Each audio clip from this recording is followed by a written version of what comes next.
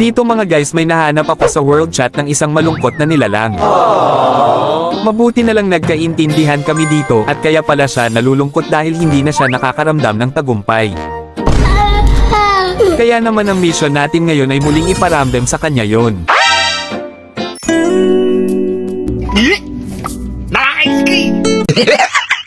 Batak pala to guys mag-Angela, nakikita nyo naman siguro ang halaga niya.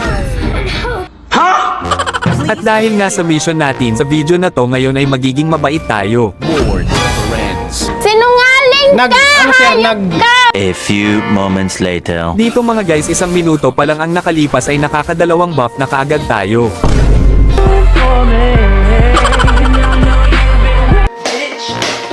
Kaya dito bigla na lang akong ginanahan. Hindi ko na makontrol yung mga kamay ko dito. At kusa na lang nagiging agresibo.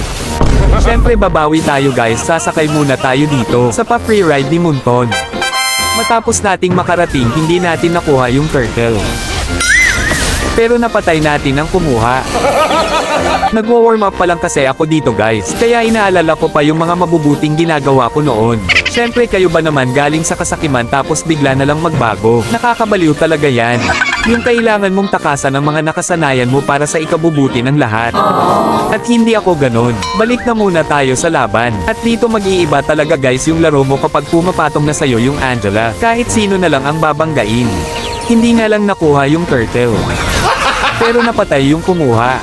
Siyempre guys kung mayroong laban mayroon ding bawi. At dito sa tingin ko unti-unti na akong nagbabago. Kita nyo naman mga pinaggagawa ko sa mga kalaban. At sa mga punto na yan isa lang talaga ang naiisip ko. Siyempre ang manalo. Grabe guys ngayon ko lang ulit ito naramdaman. Kaya kung sino ka mang Angela user ka, maraming salamat sa'yo. Salamat dahil pinaramdam mo sa akin ulit kung paano maging isang mabuting tao. Kaya guys bilang pasasalamat, binigyan ko siya ng Lord. At matapos ng isang matinding pagkabigo, mukhang makakaramdam na ulit si Angela ng tagumpay. At medyo napahaba din yung kwento natin doon. Pero huwag kayong mag-alala mga guys dahil sabi ko naman kanina, mabait lang tayo sa video na to.